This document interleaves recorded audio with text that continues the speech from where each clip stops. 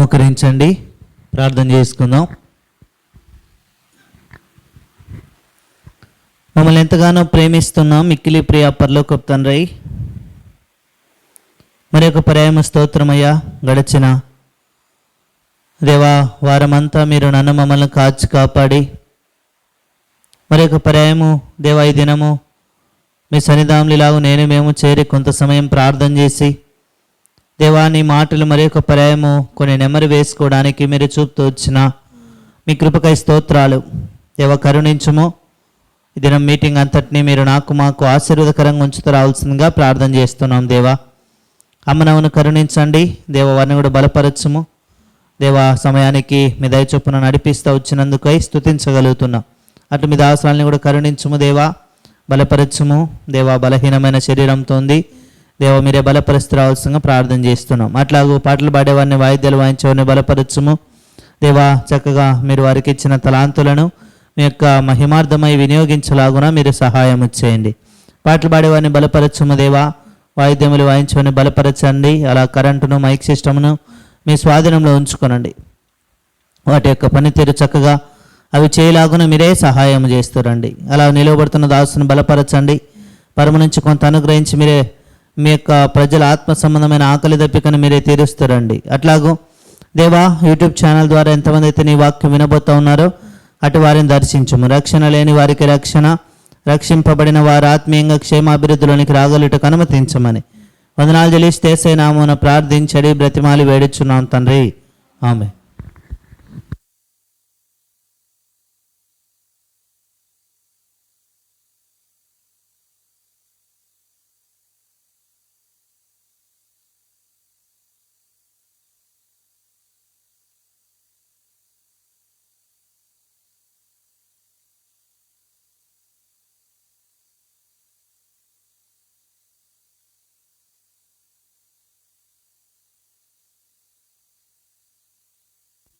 పాట సంఖ్య 120.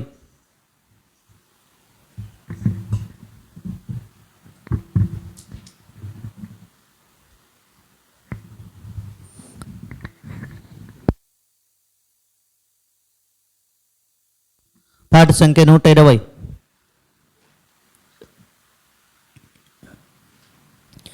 హృదయమర్పించెదము ప్రభునకు స్తుతి ప్రశంసలతో పరిశుద్ధులము చేరి.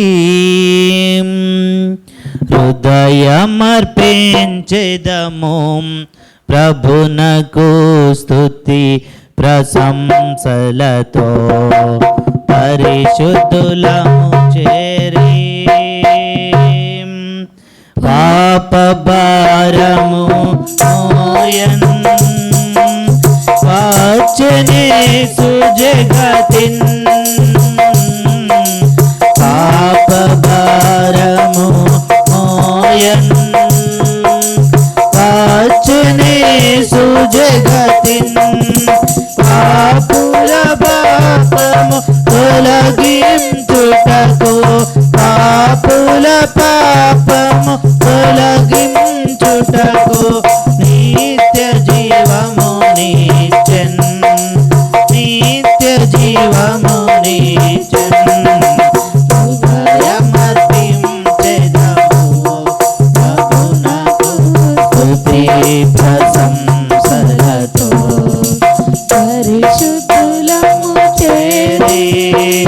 హృదయమర్పించెదము ప్రభునకు స్తుతి ప్రశంసలతో పరిశుద్ధులము చేరి. సంకట క్లేశము భరించెన్ నమ్రతతో దీనుడై. సంకట క్లేశము భరించెన్ నమ్రతతో దీనుడై. రక్షణ ద్వారము తెరచెను ప్రభువు, రక్షణ ద్వారము తెరచెను ప్రభువు. నిత్య నిరీక్షణ నిత్యన్, నిత్య నిరీక్షణనిచ్చన్ హృదయమర్పించెదము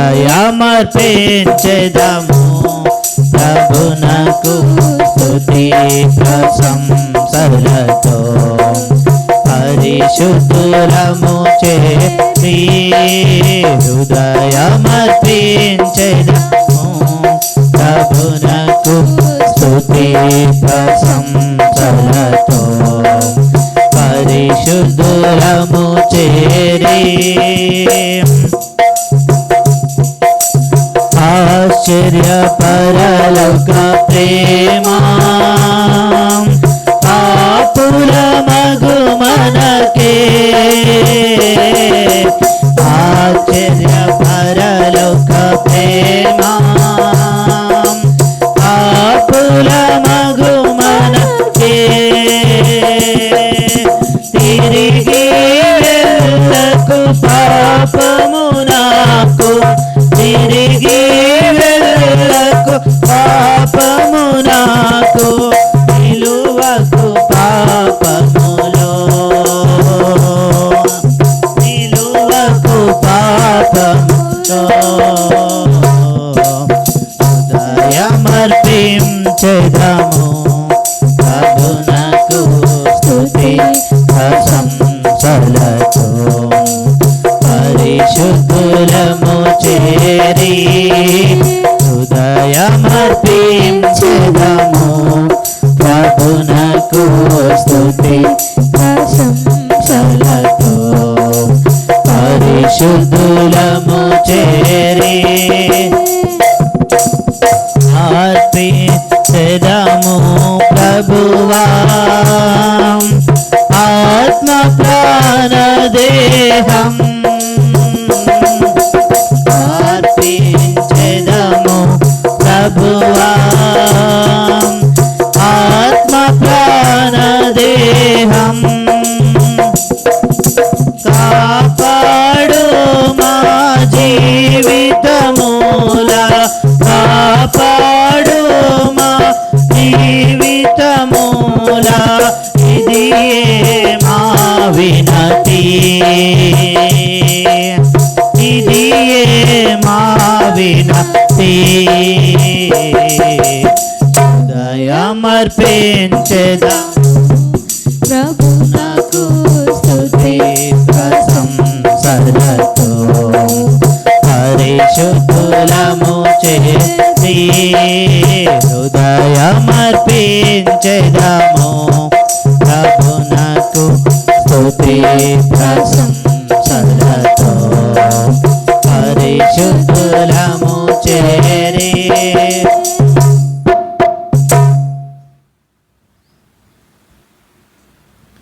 పాట సంఖ్య 123.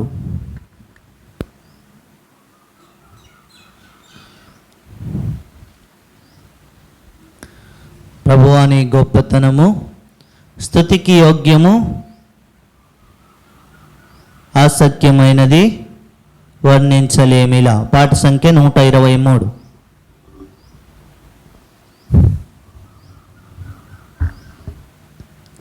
ప్రభువా నీ గొప్పతనము ప్రభువా నీ గొప్పతనము స్తుతికి యోగ్యము అసఖ్యమైనది వర్ణించాలేమిలా. స్తుతికి యోగ్యము అసఖ్యమైనది వర్ణించాలేమిలా. ప్రభువా నీ గొప్పతనము ప్రభువా నీ గొప్పతనము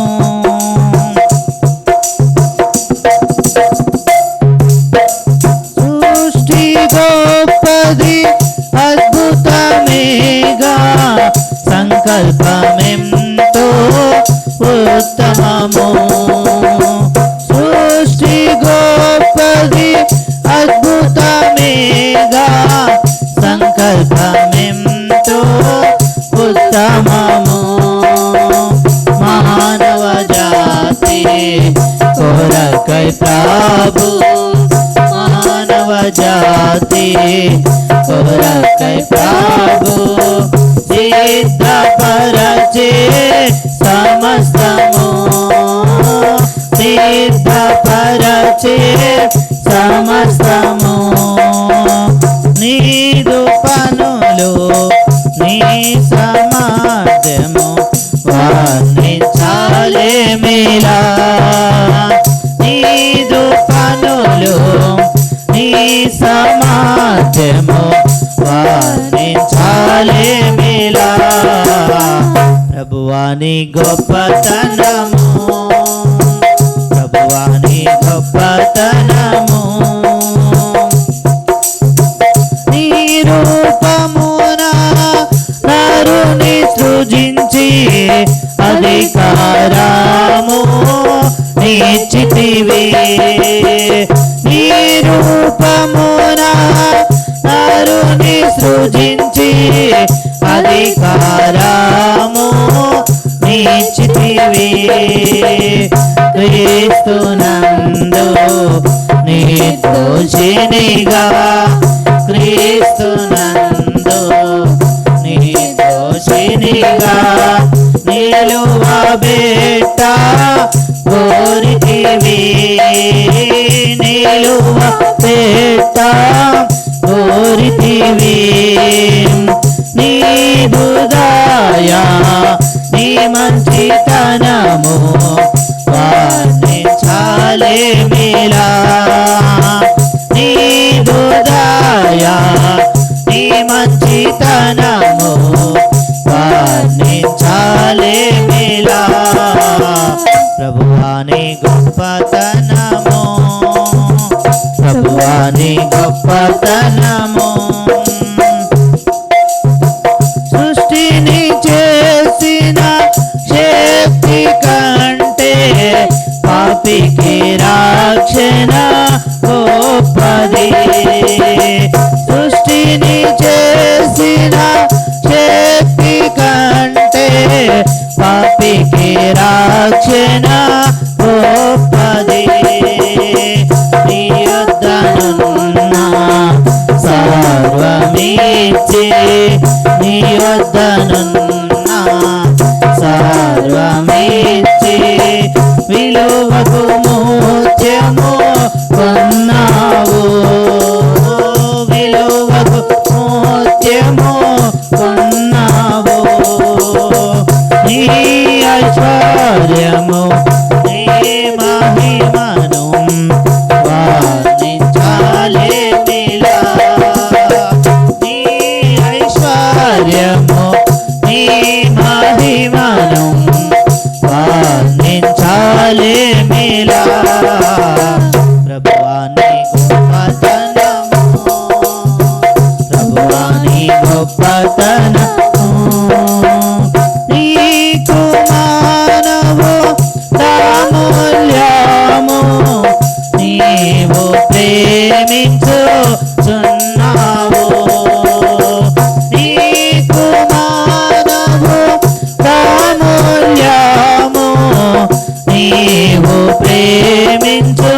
ప్రేమించుచున్నావు అందుకే నీ ప్రాణమర్పించి అందుకే నీ ప్రాణమర్పించి రక్తము కార్చిరా క్షించితివి రక్తము కార్చిరా క్షించితివి నీ అద్భుత ప్రేమ నీ కృప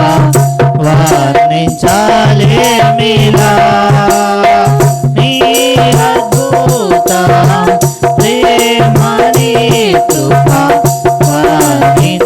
వర్ణించాలేమిలా ప్రభువాని గొప్పతనము ప్రభువాని గొప్పతనము అద్భుతమైన నూతన సృష్టి మానవునికి నిశ్చితివి అద్భుతమైన నూతన సృష్టి మానవునికి నిశ్చితివి రాజులనుగా యాజకులుగా రాజులనుగా యాజకులుగా వారసులుగాను చేసితివి వారసులుగాను చేసితివి నీ రాజ్యము నీ ప్రభావము వర్ణించాలేమిలా నీ రాజ్యము నీ ప్రభావము వర్ణించాలేమిలా ప్రభువా నీ గొప్పతనము ప్రభువా నీ గొప్పతనము ఉల్లాసముతో సృష్టి మరచే అద్భుత కార్యము తను చూచి ఉల్లాసముతో సృష్టి మరచే అద్భుత కార్యము తను చూచి సంతోషించి ఆరాధించిరి సంతోషించి ఆరాధించిరి నీవే సర్వమని చెప్పిరి నీవే సర్వమని చెప్పిరి నీ ప్రభుత్వము నీదు సత్యము వర్ణించాలేమిలా నీ ప్రభుత్వము నీదు సత్యము వర్ణించాలేమిలా ప్రభువా నీ గొప్పతనము ప్రభువా నీ గొప్పతనము స్తుతికి యోగ్యము అసఖ్యమైనది వర్ణించాలేమిలా స్తుతికి యోగ్యము అసఖ్యమైనది వర్ణించాలేమిలా ప్రభువా నీ గొప్పతనము ప్రభువా నీ గొప్పతనము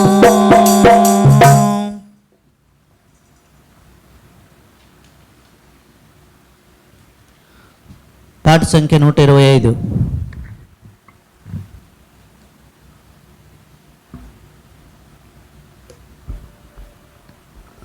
ఓ నా హృదయమా పాడుమా క్రొత్త గీతం ప్రభునాకే ఎంతో ఆనందం వర్ణింపజాల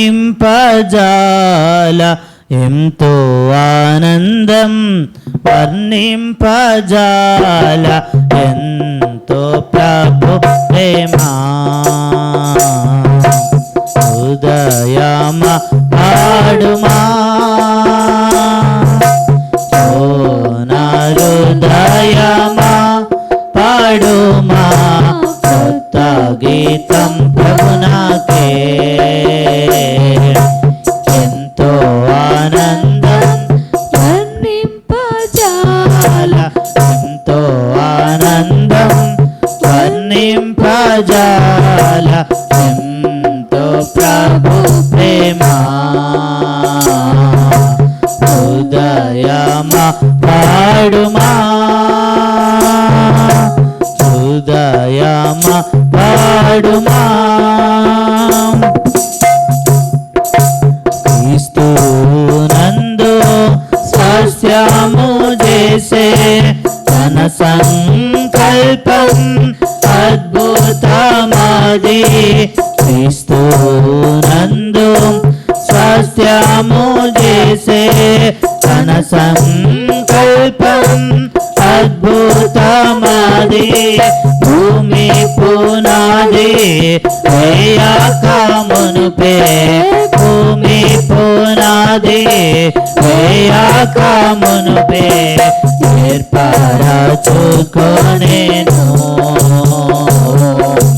హృదయమా పాడుమా, ఓ నా హృదయమా పాడుమా, కొత్త గీతం ప్రభునాకే. ఎంతో ఆనందం వర్ణింపజాల, ఎంతో ఆనందం వర్ణింపజాల, ఎంతో ప్రభు ప్రేమ. హృదయమా పాడుమా, హృదయమా పాడుమా, క్రీస్తునందు నన్ను క్షమించి రక్తము కార్చి కడిగేను నన్ను. క్రీస్తునందు నన్ను క్షమించి రక్తము కార్చి కడిగేను నన్ను. విడిపించి నన్ను నీతిగా తీర్చే, విడిపించి నన్ను నీతిగా తీర్చే, పవిత్ర పరచెను. హృదయమా పాడుమా, ఓ నా హృదయమా పాడుమా, కొత్త గీతం ప్రభునాకే. ఎంతో ఆనందం వర్ణింపజాల, ఎంతో ఆనందం వర్ణింపజాల, ఎంతో ప్రభు ప్రేమ. హృదయమా పాడుమా, హృదయమా పాడుమా, క్రీస్తులో నన్ను వారికి పిలిచి చేర్చి క్రొత్త వ్యక్తిగా చేయ. క్రీస్తులో నన్ను వారికి పిలిచి చేర్చి క్రొత్త వ్యక్తిగా చేయ. కూల్చెను ప్రభు ఆ మధ్యపు గోడ, కూల్చెను ప్రభు ఆ మధ్యపు గోడ, కోరి చేరి ఉండెను. హృదయమా పాడుమా, ఓ నా హృదయమా పాడుమా, కొత్త గీతం ప్రభునాకే. ఎంతో ఆనందం వర్ణింపజాల, ఎంతో ఆనందం వర్ణింపజాల, ఎంతో ప్రభు ప్రేమ. హృదయమా పాడుమా, ఓ నా హృదయమా పాడుమా, కొత్త గీతం ప్రభునాకే. ఎంతో ఆనందం వర్ణింపజాల, ఎంతో ఆనందం వర్ణింపజాల, ఎంతో ప్రభు ప్రేమ. హృదయమా పాడుమా, హృదయమా పాడుమా, క్రీస్తులో ఉన్నాం ఏ శిక్ష లేదు, స్వాతంత్రము క్రీస్తునందే. క్రీస్తులో ఉన్నా ఏ శిక్ష లేదు, స్వాతంత్రము క్రీస్తునందే. క్రీస్తే పరమునాం కూర్చుండబెట్టి, క్రీస్తే పరమునాం కూర్చుండబెట్టి, కొత్త సృష్టిగా చేసే.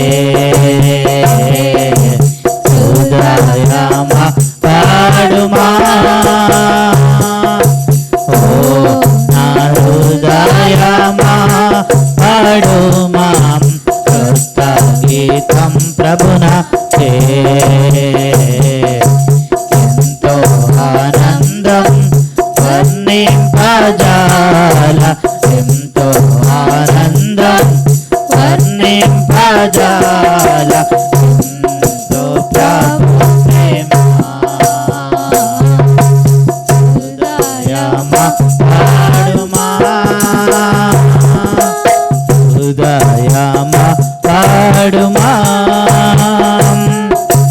క్రీస్తులో దొరికే ఆశీర్వాదం శాంతి ఆనందం దొరికేను మనకు క్రీస్తులో దొరికే ఆశీర్వాదం శాంతి ఆనందం దొరికేను మనకు క్రీస్తు మహిమా జయమునకై పిలచే క్రీస్తు మహిమా జయమునకై పిలచే హల్లెలూయా పాటను హృదయమా పాడుమా ఓ నా హృదయమా పాడుమా క్రొత్త గీతం ప్రభునాకే ఎంతో ఆనందం వర్ణింపజాల ఎంతో ఆనందం వర్ణింపజాల ఎంతో ప్రభు ప్రేమ హృదయమా పాడుమా హృదయమా పాడుమా.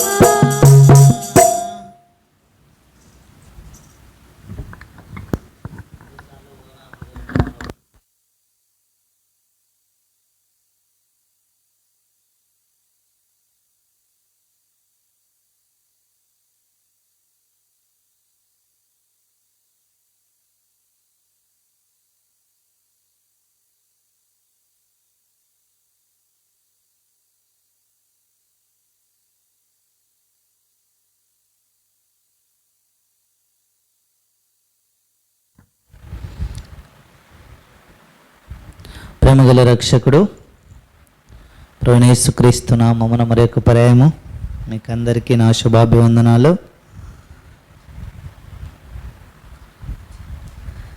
We are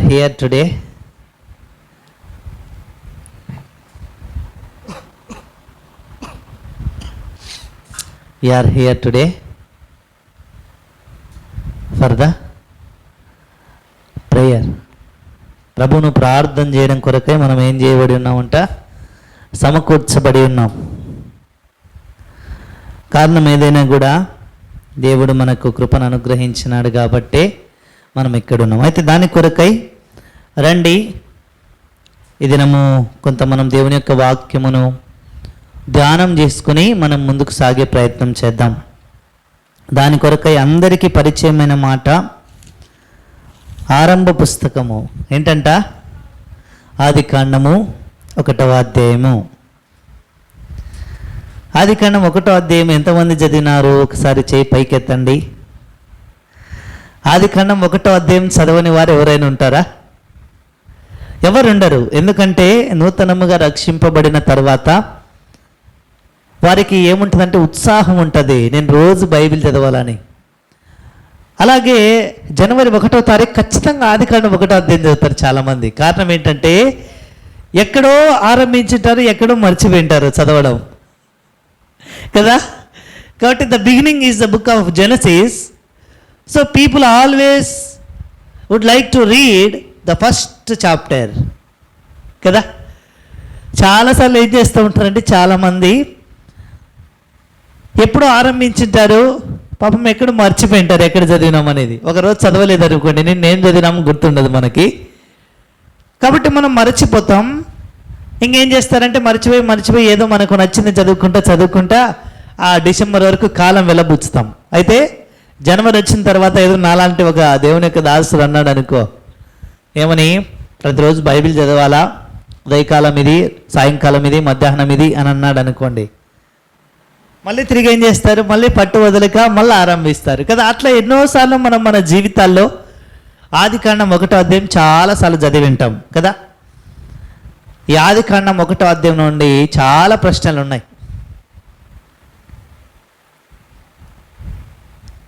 ఆదికాండం 1వ అధ్యాయం చదివినప్పుడు మొట్టమొదటిగా మనకు రావాల్సిన ప్రశ్న ఏంటంటే, బైబిల్లో ఒక దినము అని దేన్ని పరిగణలోకి దేవుడు తీసుకుంటూ వచ్చినాడంట? సాయంత్రము,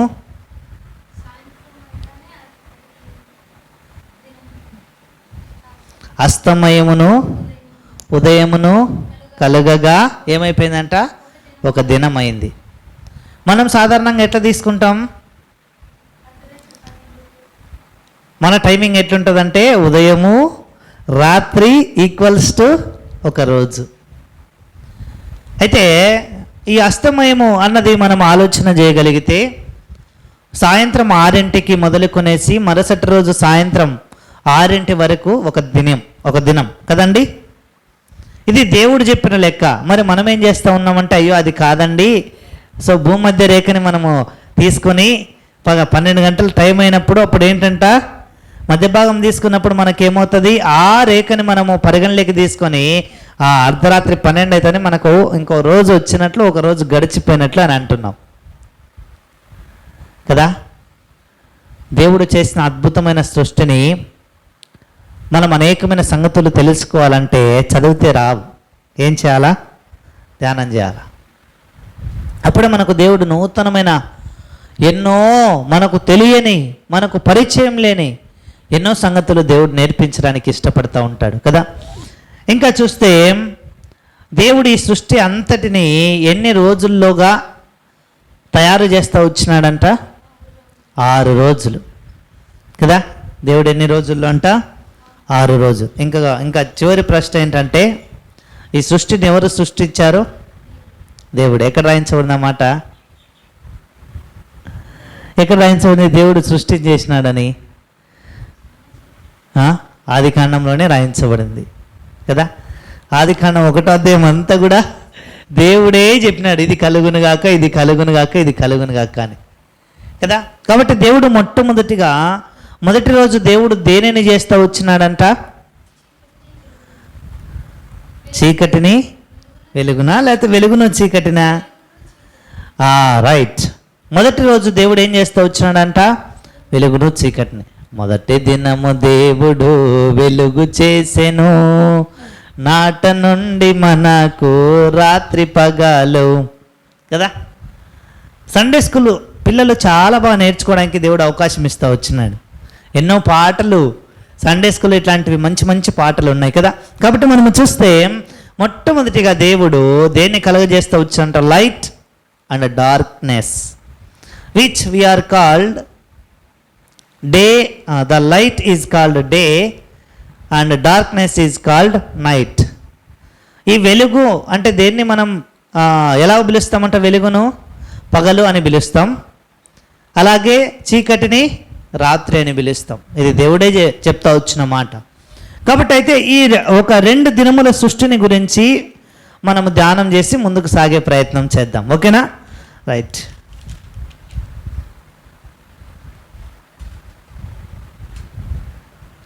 ఎందుకు దేవుడు మొట్టమొదటిగా వెలుగునే కలగజేసినాడు, చీకటినే కలగజేసినాడు?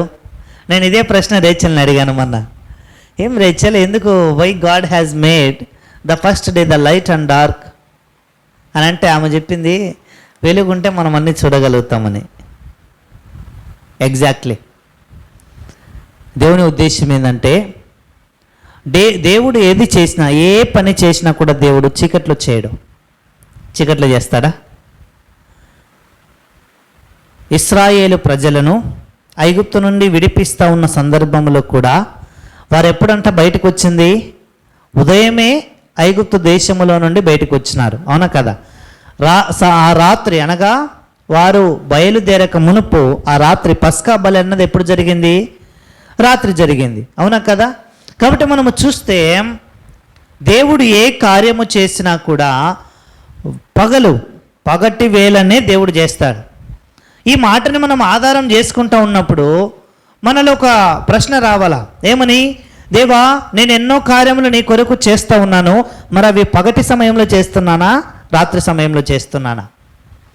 అదొకటి. రెండోది ఏంటి తెలుసండి, మనము చేసే పనులు, నేను క్రైస్తవుడునని చెప్పుకుంటా ఉన్న నేను అందరి ఎదుట, మనుషులందరి ఎదుట నేను ఒప్పుకుంటున్నానా, లేదంటే అందరి ఎదుట నేను ప్రభువును ఎరగను అని చెప్పి రహస్యంగా దేవునికి ప్రార్థన చేస్తూ ఉన్నానా అన్న ప్రశ్న కూడా మన జీవితంలో మనం కలిగి ఉండాలి. ఎందుకంటే ఆ ప్రశ్న కలిగి ఉంటేనే దానికి జవాబు వెతికే ప్రయత్నం చేస్తాం. లేదనుకోండి, మనకున్న ఉద్యోగమో, లేదంటే మనకున్న జ్ఞానమో, లేదంటే మనకున్న ఇంకోటో ప్రభువు నుంచి మనల్ని ఏం చేస్తాయంట, దూరముగా నడిపిస్తాయి. అయితే ప్రభు అట్లా పని చేయలే. ప్రభువు నీ కొరకు నా కొరకు చేస్తూ ఉన్న పని ప్రజలందరికీ కనబడేలాగా చేస్తూ వచ్చినాడు. అందుకే ప్రభు మొట్టమొదటిగా దేవుడు ఏం చేస్తూ వచ్చినాడంట, వెలుగును కలగజేస్తూ వచ్చినాడు. వెలుగు లేకపోతే మనం ఏం చూడలేం. ఏమైనా చూస్తామా?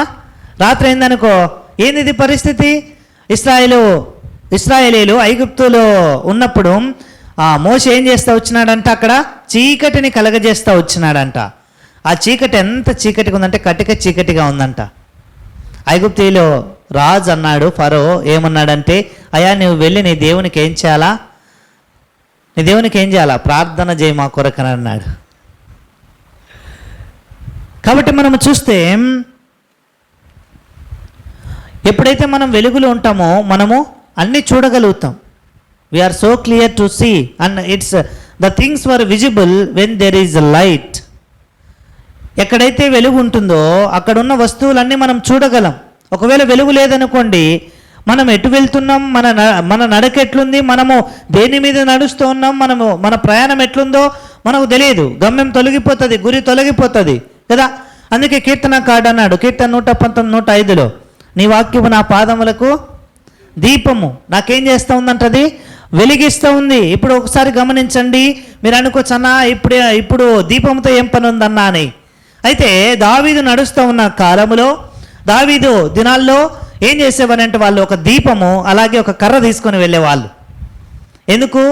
ఏదైనా వారు వెళ్తూ ఉన్న మార్గంలో ఒక విషసర్పం ఏదైనా కనపడితే వారి మీదకి దాడి చేయకుండా దాన్ని చూడటం కోసమై ఈ వెలుగు ఉపయోగపడుతుంది, దాన్ని చంపడం కోసమై ఈ కర్ర ఉపయోగపడుతుంది. చూడండి ఎట్లుందో. అందుకే దావీదు అంట వచ్చిన మాట ఏంటంట, your word is lamp to me, నీ వాక్యము నా పాదములకు ఏమైందంట, దీపమైంది. దీపం యొక్క పని ఏంటంట, ఏం చేస్తుంది దీపము?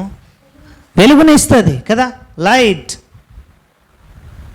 అంతేకాదు, ఇంకా మనము చూస్తే యెషయా గ్రంథంలో 6వ అధ్యాయం 2వ వచనంలో చూస్తే దేవుని యొక్క దూతలు ఎక్కడున్నారంట, ఇప్పుడు పరలోకములో ఉంటే ఈ యొక్క యెషయా ప్రవక్తకి ఈ యొక్క సంగతి అంతా కూడా దర్శన రూపంలో కనపడతా ఉంది. ఏం కనపడతా ఉంది?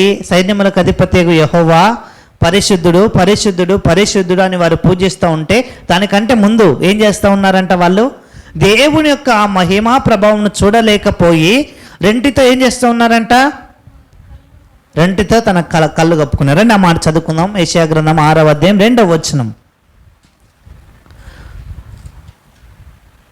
Book of Isaiah chapter 6 verse 2. యెషయా గ్రంథం 6వ అధ్యాయం 2వ వచనం. ఆయనకు పైగా సెరాఫులు నిలిచి ఉండిరి, ఒక్కొక్కరికి 6 రెక్కలుండెను, ప్రతి వాడు 2 రెక్కలతో తన ముఖమును,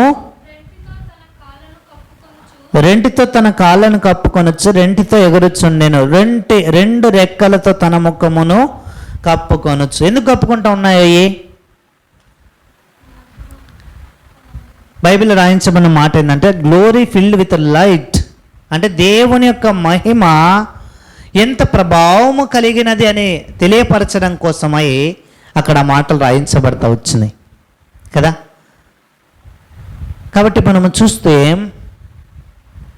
దేవుడు ఎందుకు వెలుగు కలుగజేస్తూ వచ్చినాడంటే, వెలుగు ఆయన కలగజేయటానికి కారణం ఏంటంటే ఆయన మహిమ ఏంటంట, ఆయన మహిమ ఎలాగుంది? వెలుగుమయమై ఉంది. ఎవరు కూడా ఆయనను చూడలేరు కదా. ఇంకా మనము చూస్తే దేవుడు మాత్రమే కాదు. ఉదాహరణకి చూస్తే మనము నిర్గమకాండములో మోషే 40 రోజులు ఉపవాసం ఉన్నాడు. అవునా కదండి? 40 రోజులు ఉపవాసం ఉంటే ఆ మోషే ఆ సీనాయి పర్వతం దిగి క్రిందికి వస్తూ ఉన్నాడు. క్రిందికి వస్తూ ఉంటే ఇశ్రాయేలు ప్రజలు ఏమన్నారు? అయ్యా, నీ ముఖమును మేము చూడలేం. ఎందుకు? అది అంత ప్రకాశిస్తూ ఉంది కదా. The skin of his face shone అంట. It's shining. రహస్యం ఏంటో చెప్పమంటారా? ఆ విషయం మోసేకి తెలియదు. రండి చదువుకుందాం ఆ మాట. నిర్గమకాండం 34:29. నిర్గమకాండము 34:29. మోషే సీనాయి కొండ దిగుచుండగా శాసనములు గల ఆ రెండు పలకలు మోషే చేతిలో ఉండెను. అతడు ఆ కొండ దిగుచుండగా ఆయన అతనితో మాట్లాడుచున్నప్పుడు ఆయన అతనితో మాట్లాడుచున్నప్పుడు తన ముఖ చర్మము ప్రకాశించిన సంగతి మోషేకు తెలిసి ఉండలేదు. మోషేకి ఏం చేయలేదంట? తెలిసి ఉండలేదంట. ఏ విషయం తెలియలేదు? తన ముఖ చర్మము ప్రకాశిస్తూ ఉంది. ప్రకాశం అంటే ఏంటి? It's a light, it's a glowing. కనుక మనము చూస్తే మొట్టమొదటిగా దావీదంట వచ్చిన మాట ఏంటంటే, అయ్యా, నీ వాక్యము నా పాదములకు ఏం చేస్తూ ఉంది? వెలుగు. అది దీపం. అది నా పాదముల దగ్గర ఏం చేస్తూ ఉంది? వెలిగిస్తూ ఉంది. నేను చీకట్లో నడుస్తూ ఉన్నప్పుడు వెళ్ళకూడని మార్గములలో నేను వెళ్ళకుండా, అలాగే నా త్రోవను నేను తప్పిపోకుండా, అలాగే నాకు ఎదురుగా ఏవైనా విషసర్పములు వచ్చినప్పుడు వాటిని నేను జయించలాగున, మరణము నుంచి నన్ను నేను తప్పించుకొనులాగున నీ వాక్యము అనగా ఆ దీపము నాకేం చేస్తూ ఉంది? సహాయం చేస్తూ ఉంది. అది దావీదు అనుభవం వెలుగుతో. మరి దేవదూతల విషయానికి వస్తే వాళ్ళు అంటారు, అయ్యా, మేము సేవిస్తూ ఉన్న దేవుడు ఆ మహిమ ఎంత గొప్పదంటే, మేము ఆ పరలోకములో పరిశుద్ధమైన స్థలములో ఉన్నప్పటికీ కూడా ఆ మహిమను మేము మా కన్నులతో చూడలేకపోతున్నాము. That is the shining of and the glowing of Jesus. అదే ఆ దేవుని యొక్క ఆ మహిమ, ఆ ప్రకాశము మేము చూడలేకపోతూ ఉన్నాము. ఎందుకంటే ఆ దేవుడు అంత వెలుగై ఉన్నాడు. మోషే విషయానికి వస్తే, మోషే what he is ready to prove is, అయా, దేవుడు మాత్రమే కాదు వెలుగు. ఎవరైతే ఆయనతో సమయాన్ని గడుపుతారో వాళ్ళు ఏమవుతారంట? వాళ్ళు వెలుగుతారు. ఎవరైతే దేవునికి ఎక్కువ సమయం ఇస్తారో, ఎవరైతే దేవునితో మాట్లాడుతూ ఉంటారో, ఎవరైతే దేవుని స్వరము వింటూ ఉంటారో వారి యొక్క ముఖం ఏం చేస్తుందంట? ప్రకాశిస్తుంది.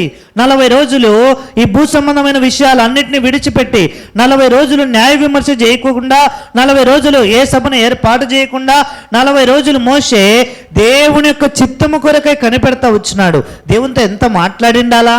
మనం అనుకుంటాం ఏమనంటే, ఆ నిర్గమకాండం 20 అక్కడ రాయించబడిన 10 ఆజ్ఞలని, 10 ఆజ్ఞలు మాత్రమే కాదు, ఆ 10 ఆజ్ఞల కొరకై 40 రోజులు 2 సార్లు మోషే ఏం చేస్తూ వచ్చాడంట?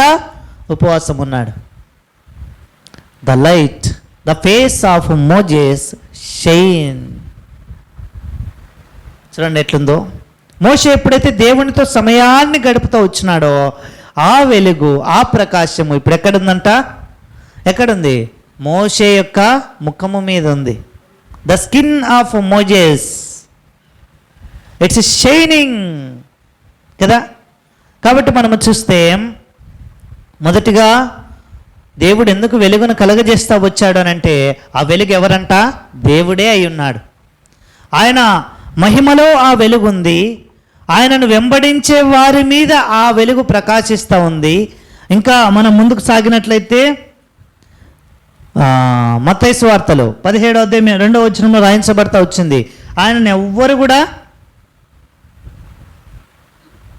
మత్తయి సువార్త 17:2 అక్కడ ఏం రాయించబడతా వచ్చిందంటే, అక్కడ మోషే, అలాగే యేసుక్రీస్తు ప్రభువారు, ఇంకొకరు ఎవరంట? ఏలియా. ముగ్గురు ఉన్నారు.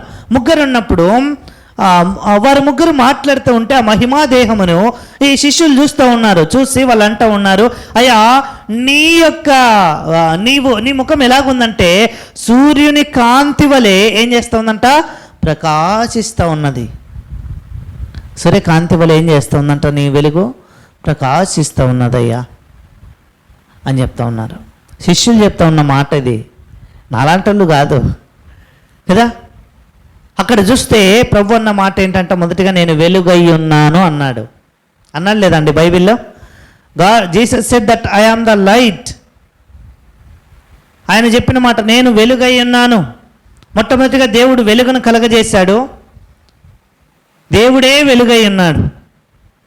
ఇంకా చెప్పాలంటే ఆయనను ఎవ్వరు కూడా చూడలేనంత వెలుగులో ఆయన అంత వెలుగుమయమై ఉన్నాడు. ఎవరైతే ఆయనతో కలిసి సహవాసము చేస్తారో ఆ వెలుగు వారి మీద ప్రకాశిస్తుంది. అంతేకాదు, ఈ వెలుగు త్రిత్వమై ఉన్నది. అంటే మనం ఏమనుకుంటాం సాధారణంగా, ఆ తండ్రి, కుమార, పరిశుద్ధాత్మ దేవులు ఒక్కరే. అవునా కాదండి? ఒక్కరేనా? ఒక్కరేనా? కాదు. ఈ వెలుగు తండ్రిలో ఉంది. ఉదాహరణకి చెప్తున్నా, ఈ వెలుగు తండ్రిలో ఉంది. యెషయా గ్రంథం 6వ అధ్యాయం 2వ వచనం. వారు అనగా ఆ దేవదూతలు ఏం చేయలేకపోతా వచ్చినారంటే, ఆయన ముఖమును చూడలేకపోతా వచ్చినారు. అవునా కాదండి? ఆ ముఖమును, వారి ముఖముతో ఆయనను చూడలేకపోతా వచ్చినారు. Number 1. Number 2, what is the second statement? That Jesus Christ when he is existed on the earth, ఎప్పుడైతే యేసుక్రీస్తు ప్రభువారు భూమి మీద 33 సంవత్సరం పరిచర్య కాలం ఉన్నదో, అక్కడ శిష్యులు పలుకుతూ ఉన్న మాట ఏంటంట? అయ్యా, అదే ఆ మాట ఇందాక మనం చదువుకుంది. ఎక్కడంట? మత్తయి సువార్త 17వ అధ్యాయం 2వ వచనం. ఏం రాయించబడతా వచ్చింది? రెండవ మాట చదువుకుందాం. మత్తయి సువార్త 17వ అధ్యాయం 2వ వచనం. Gospel Matthews chapter 17 verse 2.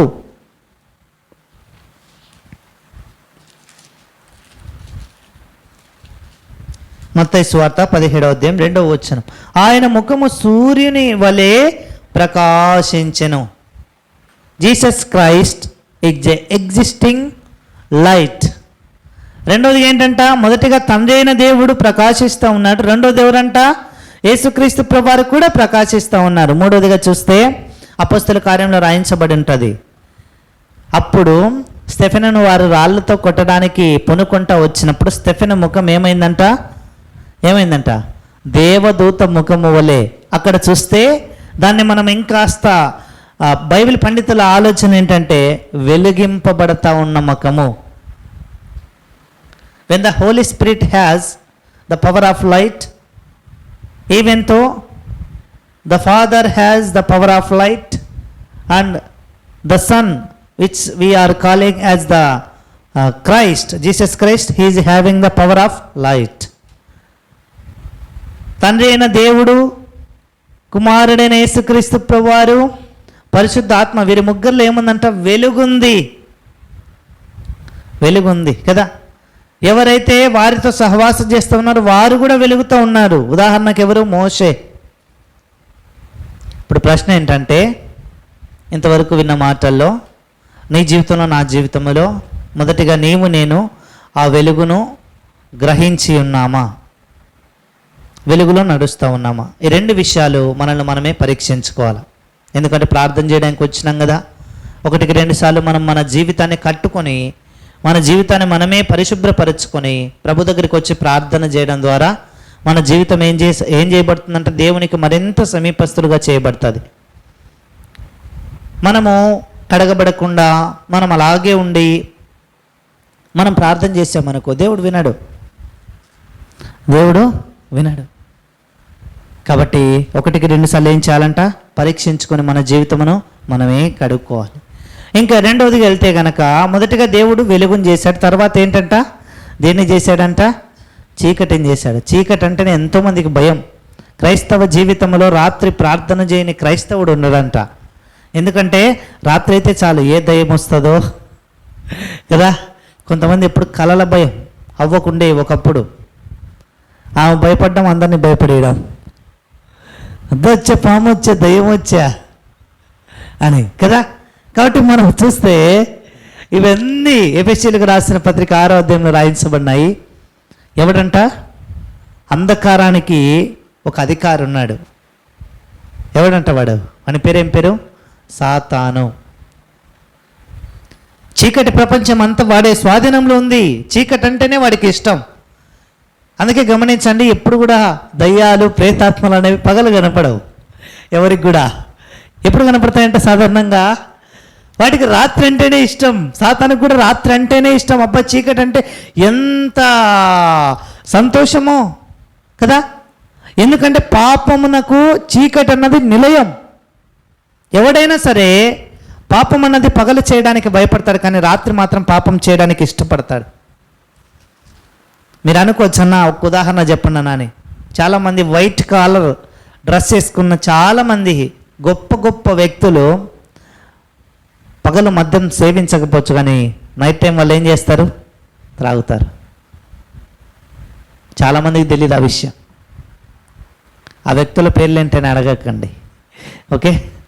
కాబట్టి మనము చూస్తే ఈ అంధకార సంబంధం అయిన ఈ అధికారి ఏం చేస్తూ ఉన్నాడంట? చీకట్లో రాజ్య పరిపాలన చేస్తూ ఉన్నాడు. ఇంకా ఈ చీకటిని గురించి మనం ఆలోచన చేస్తే మత్తయి సువార్తలో రాయించబడతా వచ్చింది 25వ అధ్యాయంలో. చీకట్లో ఏముంటుందంట? ఏడుపు ఉంటుంది, పండ్లు కొరకడం ఉంటుంది. ఈ చీకటి ఎక్కడుందంట? పాతాళములో ఉంచబడింది. ఇది ఒక గది అంట. మనం ఎట్లా మనం ఇంటిని చక్కగా కట్టుకుంటే గదులు ఉంటాయో, ఏమేమి ఉంటాయండి? Bedroom, hall, kitchen, at least these are the basic things. అట్లా పాతాళంలో కూడా గదులు ఉన్నాయంట. ఆ పాతాళంలో ఉన్న గదుల్లో ఈ గది ఒకటి. ఆ గది పేరేంటంట? చీకటి గది. ఆ గదిలో ఏముంటుందంట? ఎప్పుడు ఏడిపే.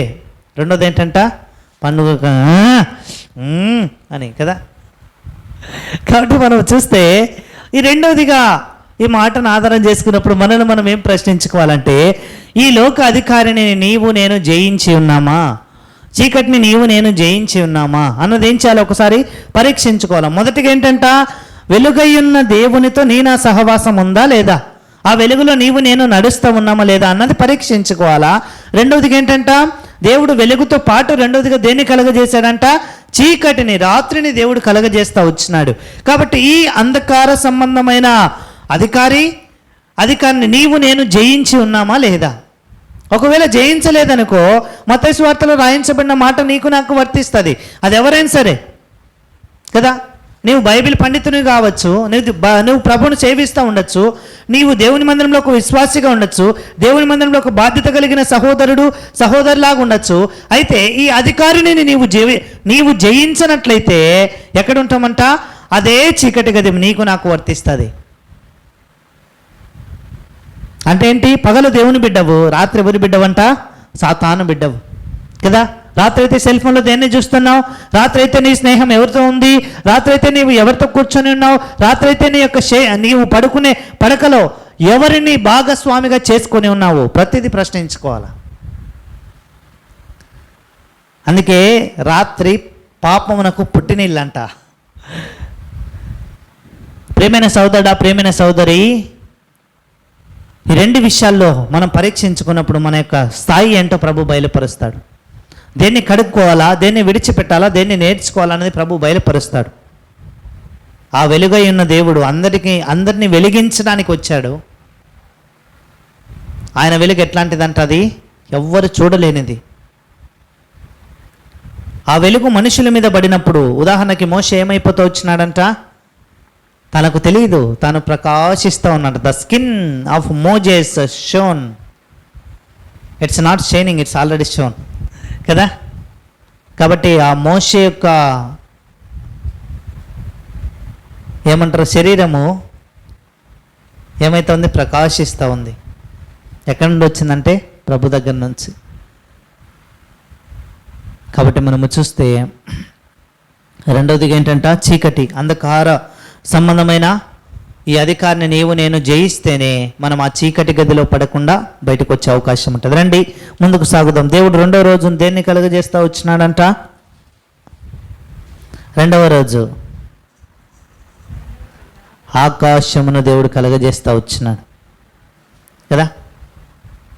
ఆకాశం అన్నది దేన్ని జ్ఞాపకం చేస్తూ ఉంటుంది? మొట్టమొదటిగా యెషయా గ్రంథంలో రాయించబడుతూ వచ్చింది 66వ అధ్యాయం అనుకుంటా. ఆకాశమున సింహాసనము అంటే ఆకాశం అన్నది ప్రభు పిల్లలకు సంబంధించినది అని మనం అనుకోవచ్చు. కాబట్టి మనము చూస్తే ఆకాశం దేనికి చిహ్నంగా దేవుడు తయారు చేస్తూ వచ్చినాడంటే మత్తయి సువార్త 6:33 రాయించబడి ఉంటుంది ఒక మాట. ఏమని రాయించబడి ఉంటుందంటే, మీకు ఏది కావాలనో అది మీ ప్రభు ఇస్తారు. అయితే మొదటిగా దేన్ని వెతకాలంట? కాబట్టి మీరు మొదట ఆయన రాజ్యమును నీతిని వెతకుడు. అప్పుడు ఏవన్నీ పైన ఉన్నవన్నీ, ఏమి తిందమో, ఏం త్రాగుదమో, ఏమి కట్టుకుందామో, ఈ 3 దేవుడు ఇస్తాడు. మనం ఆయన రాజ్యమును గురించి కాకుండా అయ్యో ఏమి తిందమో, ఏమి సంపాదించుకుందామో, ఏమి త్రాగుదామో, ఏమి ధరించుకుందామో అని ఆలోచించామనుకో, అది రాదు. ఉదాహరణకి ఈ యొక్క సొలొమోను జీవితంలో ప్రభు దగ్గర జ్ఞానం అడిగాడు. జ్ఞానము కాకుండా దేవుడు ఎన్నో ఇచ్చినాడు. ఏంటంట? శత్రువుల ప్రాణం ఇచ్చినాడు. రెండోది ఏంటంటే ఐశ్వర్యం ఇచ్చినాడు, ఘనతనిచ్చినాడు. ఇంకేంటంట? మంచి జ్ఞానం ఇచ్చినాడు. అడిగింది ఒకటి, ప్రభు ఇచ్చిన 4 గింతలు. కాబట్టి మనం మన జీవితంలో చాలాసార్లు ఏమన్నా దేవుని మందిరానికి రావు, ఏమక్క దేవుని మందిరానికి అన్న, వారం అంతా పని దొరకలేదన్నా, ఆదివారమే దొరికిందన్న, 700 అన్న కూలి. మంచిదే, నువ్వు మందిరానికి రాలేదు, నువ్వు బయటే ఉన్నావు, 700 కూలి తెచ్చుకున్నావు. 700 నీ కడుపు నింపిందా? 700 నీ కడుపు నింపిందా? ప్రశ్నించుకో. అది మాత్రం ప్రశ్నించుకో. అన్న కూలి వచ్చింది తెలిసిందన్న, మరి పిల్లోడికి వచ్చిన రోగంకి ఎంత అయిందక్క, మరి పాపకు వచ్చిన రోగంకి ఎంత అయిందక్క, నీకు వచ్చిన జ్వరానికి ఎంత అయిందక్క, నీ భర్తకు వచ్చిన రోగానికి ఎంత అయిందక్క? ఎక్కువే అయిందన్న. పనికి బొక్కకుండా వారం అంతా పని దొరకలే, ఆదివారం పని దొరికినా దేవుడే నాకు ప్రియమైన వాడని ఎంచుకున్న వారు కూడా ఉంటారు కొంతమంది. వాళ్ళకేమైనా తక్కువ ఉందా, నీకేమైనా ఎక్కువైందా? లేదుగా. కాబట్టి మనము చూస్తే దేని కొరకై ప్రయాసపడతా ఉన్నామో అది ప్రభువుకు మహిమ తీసుకొని వచ్చేది కాని ఎడలా అదేం చేస్తుందంట? మనల్ని అంధకార సంబంధమైన ఆ అధికారి క్రిందనే మనం ఉన్నామన్న దానికి ఒక చక్కటి ఉదాహరణ.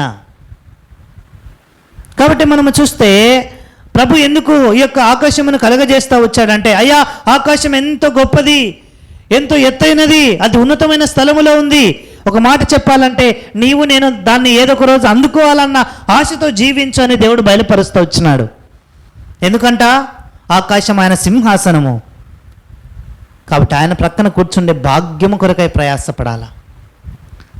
ఈ ఆకాశమును గురించి బైబిల్లో రాయించబడిన మాట ఆదికాండంలో చూస్తే 1వ అధ్యాయంలో దేవుడు 2 విధాలుగా ఆశీర్వదించాడు. రండి, 1వ అధ్యాయం 22వ వచనం, 1వ అధ్యాయం 28వ వచనం. 2 రకాల ఆశీర్వాదం ఉంది ఇక్కడ. చదవండి ఎవరైనా ఒకరు. దేవుడు మొట్టమొదటిగా వాటిని ఆశీర్వదించను. 1వ అధ్యాయం 22వ వచనం. అవునా కాదండి? ఆదికాండం 1వ అధ్యాయం 22వ వచనం, వాటిని ఆశీర్వదించను. అదే ఆదికాండం 1వ అధ్యాయం 28వ వచనంలో వారిని ఆశీర్వదించను. వాటినంటే ఏంటి? అక్కడ రండి, ఆ మాట చదువుకుంటే మనకు అర్థమవుతుంది. 1వ అధ్యాయం 22వ వచనం. మీరు ఫలించి అభివృద్ధి పొంది సముద్ర జలములలో నుండి నిండి ఉండుడనియు పక్షులు భూమి మీద విస్తరించు. 22వ వచనం అమ్మ. పక్షులు భూమి మీద విస్తరించును గాకనియు వాటిని ఆశీర్వదించను. అంటే ఏంటి? మొట్టమొదటిగా దేన్ని ఆశీర్వదించినాడంట దేవుడు? సృష్టి. అక్కడ చాలా స్పష్టంగా రాయించండి, పక్షులు భూమి మీద విస్తరించుగాకని. అంటే సముద్రంలో ఉన్నవి, భూమి మీద ప్రాకేవి, అలాగే ఆకాశ పక్షులు. ఆ సృష్టి అంతటిని దేవుడు ఏం చేస్తూ వచ్చినాడు? ఆశీర్వదిస్తూ వచ్చినాడు. మొట్టమొదటిగా వాటిని ఆశీర్వదించినాడు. తర్వాత ఎవరిని ఆశీర్వదించినాడంట? తర్వాత దేవుడు నిన్ను నన్ను ఆశీర్వదిస్తూ వచ్చినాడు. అంటే మొట్టమొదటిగా పర సంబంధమైన ఆశీర్వాదము, రెండోదిగా చూస్తే ఇహ సంబంధమైన ఆశీర్వాదం. అదే మాట అబ్రహాము జీవితంలోనికి వస్తే మొట్టమొదటిగా అబ్రహాముతో దేవుడు అన్న మాట ఏంటంటే, నీవు ఎట్లా ఆశీర్వదింపబడతావు?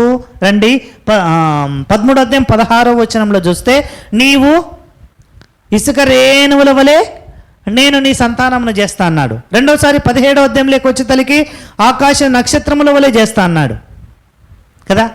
అదే 22వ అధ్యాయంలోకి వచ్చే తలకి ఏమైపోయిందంటే ఆశీర్వాదం కాస్త తారుమారైంది. ఏమన్నాడు? ఆకాశ నక్షత్రముల వలె, తర్వాత ఇసుక రేణువులు వచ్చినాయి. చూడండి ఎంత వ్యత్యాసం ఉంది. రండి ఆ మాటలన్నీ చదువుకుందాం. మొదటిగా ఏంటంటే 13వ అధ్యాయం 16వ వచనం. ఆదికాండము 13వ అధ్యాయం 16వ వచనం.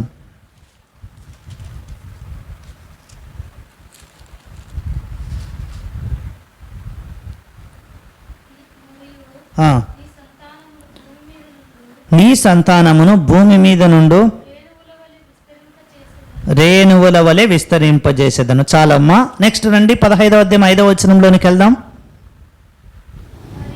మరియు ఆయన వెలుపలికి అతన్ని తీసుకుని వచ్చి నీవు ఆకాశం వైపు తేరి చూచి నక్షత్రములను లెక్కించుటకు నక్షత్రములను లెక్కించుటకు. చాలమ్మా. మొదటిగా ఏంటంట ఇసుక రేణువులు, రెండోది ఏంటంట నక్షత్రములు. అదే కదా బైబిల్ రాయించబడిన మాట. అది 22వ అధ్యాయంలోకి వచ్చి తలకి చూడండి ఎట్లయిపోయిందో. ఆది కాండము 22వ అధ్యాయము 17వ వచనం.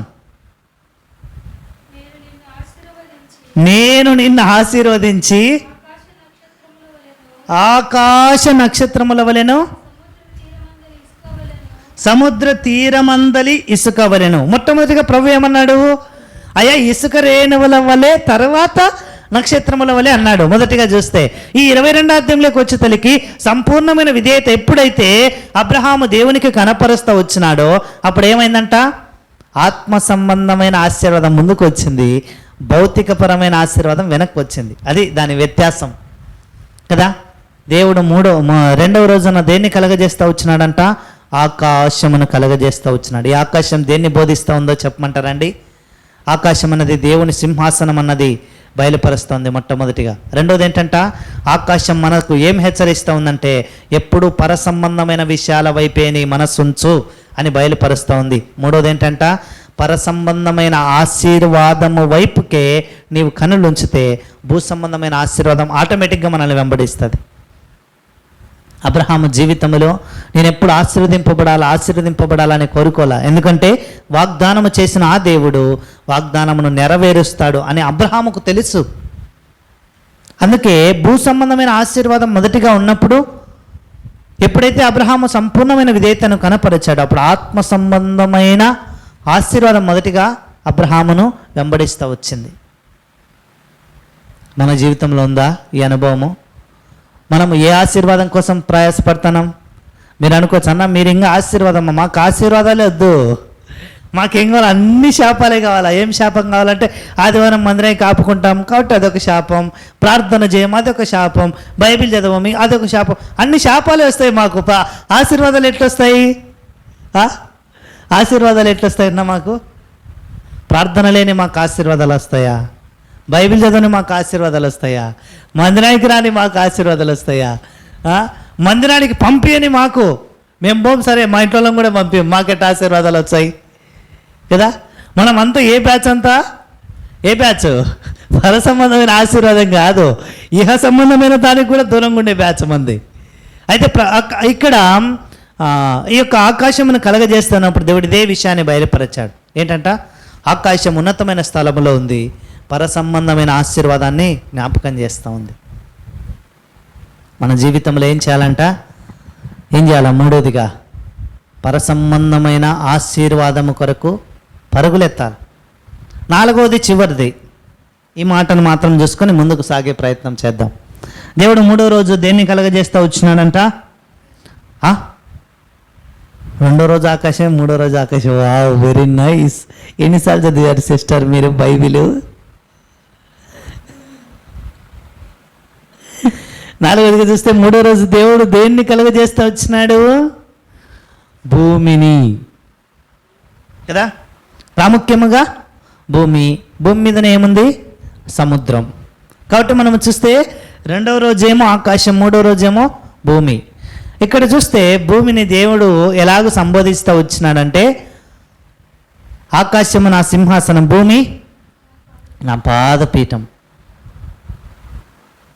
కదా. మనం ఎప్పుడు భూ సంబంధమైన ఆశీర్వాదం కొరకే ప్రయాసపడుతూ ఉంటాం. భూ సంబంధమైన ఆశీర్వాదాలు ఏంటో కొన్ని చెప్తానండి. మొట్టమొదటిది ఆస్తి. రెండోది పిల్లలు. వీళ్ళు ఎవరంటే భూ సంబంధమైన ఆశీర్వాదమే. అయా దేవుడు పిల్లలు ఇచ్చినాడంటే అది దేవుడు భూ సంబంధంగా మాత్రమే ఆశీర్వదించినాడనే అర్థం. అన్న మరి దేవుడు మమ్మల్ని ఆత్మీయంగా ఆశీర్వదించినాడా లేదా అన్నది ఎలా తెలుస్తుంది అని అంటే భూమి మీదకి వచ్చిన ఆ పిల్లలు దేవునిలో ఎదగాల. అర్థమైందండి? అప్పుడు అది పరసంబంధమైన ఆశీర్వాదం.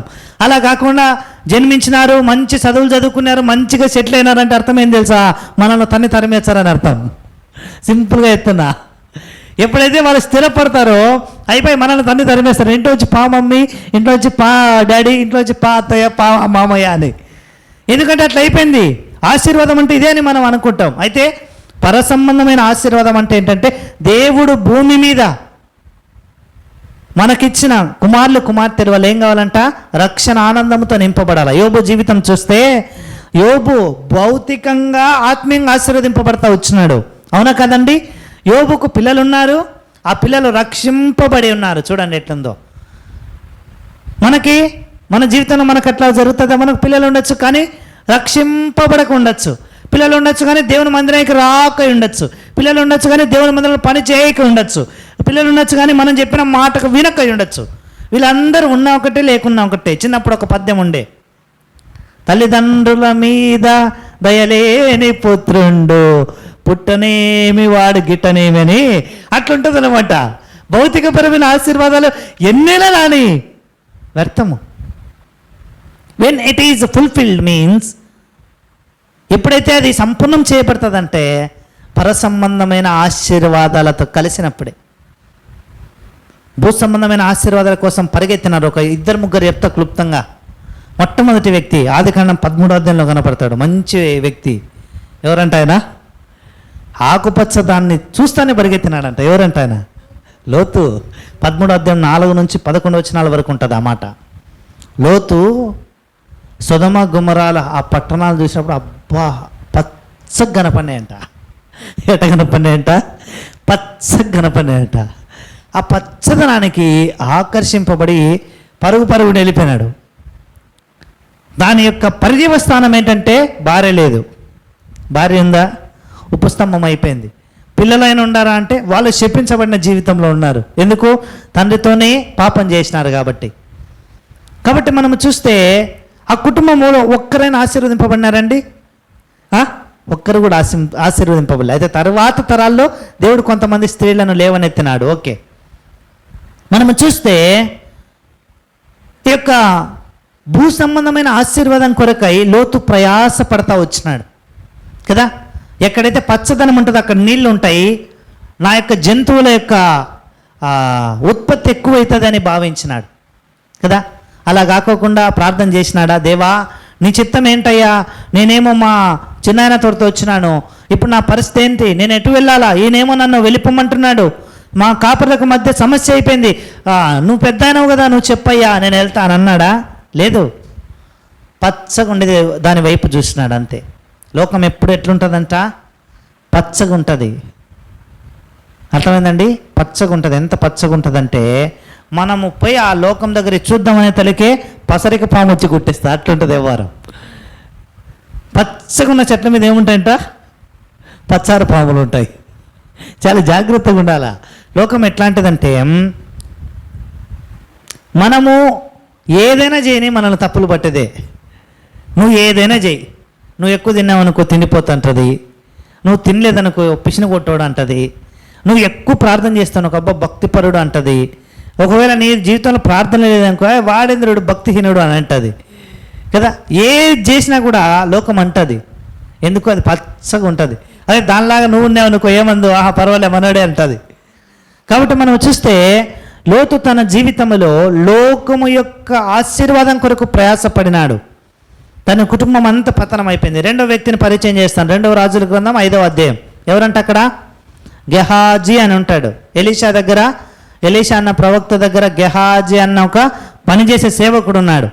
ఈ గెహాజీ తన జీవితంలో చూస్తే ఈ యొక్క నయమాను అన్న కుష్ఠరోగి తన కుష్ఠం నుంచి బయటకు వచ్చిన తర్వాత ఎలీషా ప్రవక్త దగ్గరికి వచ్చి అంటాడు, అయ్యా ఇదిగో నీ దాస్తునైనా నా దగ్గర ఏం చేయాలా? కానుకలు తీసుకో అని అంటాడు, బంగారు వెండి. అయితే ఎలీషా దాన్ని అంగీకరించాడు. అయితే ఈ సంగతి గెహాజీ చూస్తాడు. అరే ఎంత బంగారము, అరే ఎంత వెండి, ఎంత గొప్ప విలువైన వస్త్రాలు. ఈయన తీసుకోకపోయా నన్నన్నా తీసుకోమని చెప్పొచ్చు కదా, నన్నైనా తీసుకోమని చెప్పొచ్చు కదా. నేను తీసుకుంటాను, నేనేమంతా తీసుకుంటాను, 1-2 కదా తీసుకుండేది. యాడికన్నా వెళ్ళినప్పుడు కొంచెం మంచి వస్త్రాలు, యాడికన్నా వెళ్ళినప్పుడు ఏదో కొంచెం మెడలో ఒక చిన్న బంగారు విలువైన ఆభరణాలే కదా నేను కోరుకుంటేదని అనుకున్నాడు. అయితే నయమాను వెళ్తా వెళ్తా ఉన్నప్పుడు గెహాజీ పరిగెత్తాడనమాట. ఎవరి కోసం? నయమాను కోసం కాదు, నయమాన్ దగ్గర ఉన్న విలువైన వాటి కోసం వెళ్ళినాడు. ఏదో 2 మాటలు చెప్పినాడు, చెప్పకూడనివన్నీ చెప్పి అబద్ధం చెప్పి తీసుకొని వచ్చి ఏడబెట్టుకున్నాడంట. గెహాజీ ఏడబెట్టుకున్నాడు, బంగారు ఆభరణాలు వస్త్రాలు తన ఇంట్లో దాచిపెట్టుకున్నాడంట. ఎలీషా ఏమన్నాడండి? ప్రార్థన నుంచి లేచిన వెంటనే ఎలీషా అన్న మాట ఏంటి? గెహాజీ నువ్వు ఎక్కడికి వెళ్ళినావు అన్నాడు. అంటే నేను ఎక్కడికి వెళ్ళలేదయ్యా, ఈడే ఉన్నావు అంటే, బంగారు వెండి వస్త్రాలు సంపాదించుకోవడానికి ఇది సమయమా? నీవు నయమాన్ని కలుసుకోవడానికి వెళ్ళినప్పుడు నీతో కూడా ఏమొచ్చిందంట? నా మనస్సు వచ్చింది అని అన్నాడు. నా మనస్సు నీతో కూడా రాలేదని ప్రశ్నించినాడు. చూడండి ఎట్టుందో. మనం అనుకుంటే ఏం తెలుసా, దావీదు యోనాతాను హృదయం అబ్బా భలే కలిసిపోయిందని. కాదు, గెహాజీ హృదయం, ఎలీషా హృదయము గెహాజీతో కూడా కలిసిపోయింది. అయితే గెహాజీకి ఆ సంగతి తెలియదు. గెహాజీ ఏం చేస్తూ వచ్చినాడంటే, వెళ్ళినాడు, ఆ విలువైంటి తెచ్చి ఇంట్లో పెట్టుకున్నాడు. అయితే దాని తర్వాత జరిగిన సంగతి ఏంటంటే, గెహాజీ యొక్క కుటుంబీస్తులందరూ ఏమైపోయినారంట? తరతరాలుగా కుష్ఠవ్యాధితో బాధపడినారు. ఒక్కడు చేసిన పాపము ఎంత గొప్ప తీవ్రతను తెచ్చిందో కదండి. భూ సంబంధమైన ఆశీర్వాదం కోసం ప్రయాసపడిన లోతు కుటుంబం విచ్ఛిన్నమైపోయింది. గెహాజీ యొక్క కుటుంబము కుష్ఠరోగులు పాలైపోయింది, కుష్ఠరోగం పాలైంది. మూడోదిగా ఎవరో చెప్పమంటారండి? అన్ని పాత నిబంధనలోనేనా అని కొత్త నిబంధనలో ఒక ఉదాహరణ చెప్దామని. అపోస్తుల కార్యం 5వ అధ్యాయంలో రాయించబడి ఉంటుంది. ఒక మంచి కదా, మంచి ఒకే మాట మీద నిలబడే ఫ్యామిలీ, భార్యాభర్తలు. ఎవరంట వాళ్ళు? అననీయ, సప్పీరా. వీళ్ళు ఏం చేసినారు? పొలాన్ని నమ్మి దాచుకొని కొంత అది ఇచ్చినారు. అడిగారు, అమ్మ నువ్వు ఇంతకే అమ్మినావు అంటే, ఇంతకే అమ్మినా. ఫస్ట్ భర్త చెప్పినాడు ఇంతకే అని, చచ్చిపోయినాడు. మళ్ళీ భార్య వచ్చింది, ఇంతకే అమ్మినారంటే ఇంతకే అమ్మినారు, ఆమె చచ్చింది. చివరికి వాళ్ళకి ఏమొచ్చింది? ఏం రాలే, మరణం వచ్చింది. భూ సంబంధమైన ఆశీర్వాదం కోసం ప్రయాసపడిన లోతుకేమో లోతు కుటుంబం విచ్ఛిన్నమయ్యింది, గెహాజీ కుటుంబం ఏమో కుష్ఠరోగం పాలయ్యింది. అదే లోక సంబంధమైన ఆశీర్వాదం కొరకు పరిగెత్తిన అననీయ, సప్పీరాల కుటుంబం మరణించింది. ఇప్పుడు చెప్పు, నీ జీవితం నా జీవితం దేని కొరకు ప్రయాసపడాలా? దేవుడు 4 విషయాలు బయలుపరుస్తూ ఉన్నాడు. మొదటి విషయం, నేను వెలుగై ఉన్నాను, నీ సహవాసం నాతో ఉందా? రెండవది, రాత్రి అన్నది పాపమునకు నిలయం అని మనం నేర్చుకుంటూ వచ్చినాం.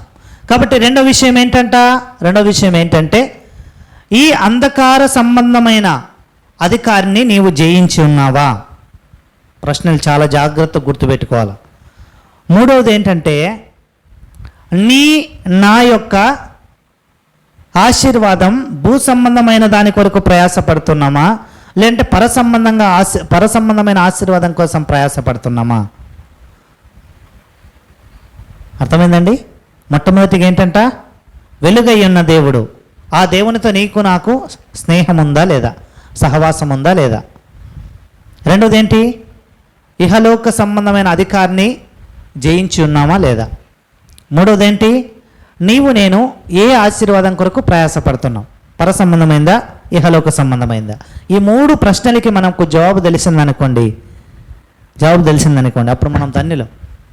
ఈ 3 ప్రశ్నలకే మనకు జవాబు తెలియదు అనుకోండి, మనంత దౌర్భాగ్యులు ఎవ్వరు ఉండరు రక్షింపబడిన తర్వాత. కాబట్టి ఈ 3 ప్రశ్నలకు జవాబులు ఏం చేయాలో 1-2 సార్లు మన హృదయానికి మనం ప్రశ్న వేసుకుంటే దానికి దేవుడు జవాబులు ఇస్తారు. అప్పుడు దాని తర్వాత మన స్థితి ఏంటని మనం తెలుసుకొని మనము ఏం చేయాలా? ప్రభు దగ్గరికి వచ్చి ఒప్పుకోవాలి. దేవుడి మాటలు దీవించునుగాక.